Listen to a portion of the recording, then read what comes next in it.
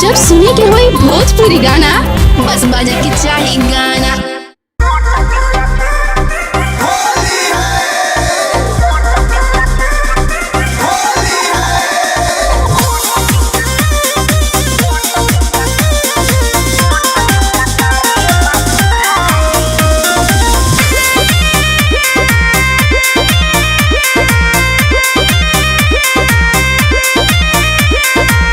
आवाना खेला होली कर जाने माना भइलु से आन साली छोड़ा बच्चा पाना ए साली जी एने आवा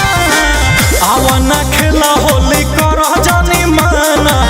भइलु से आन साली छोड़ा बच्चा पाना ओहो जिद मत करे लहे लहे जाई तोहरा ना बुझाई राउर मोट पिच्चा करे बाबू खाए जाई भीतर हेटर गरम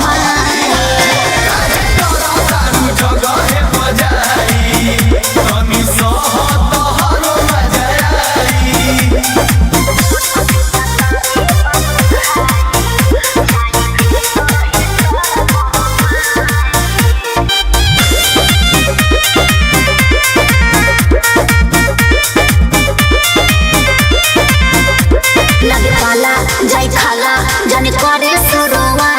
नहीं सहे जाके कहे दीदिया से सारा बात अरे ऐसनो का करबू ए दादा हो साली हमर साली हो असो होली बितई बुका खाली हो देखी जीजू हाला कर जनी हमारा के दो तरसाई तोहरो मजा आई तोरा मोट पिच्चा करे बाबू खाए जाई भीतर हेटर गरम अच्छा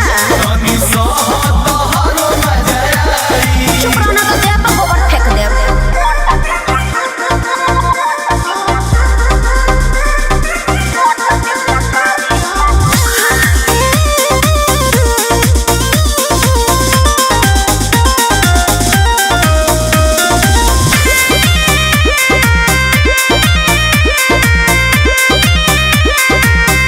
भल गरम ध्यान रम जाने करे अपना तो सुनी जेजा है न तेजा जब छुआ मकनो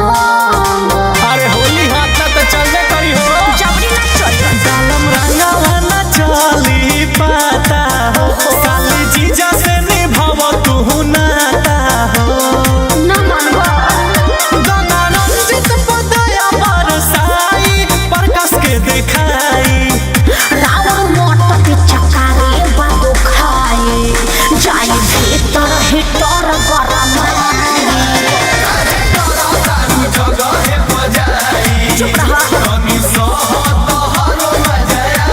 ए जीजा ऊपरे से तनी से डाल के निकली लहे लहे जाई तोहरा ना बुझाई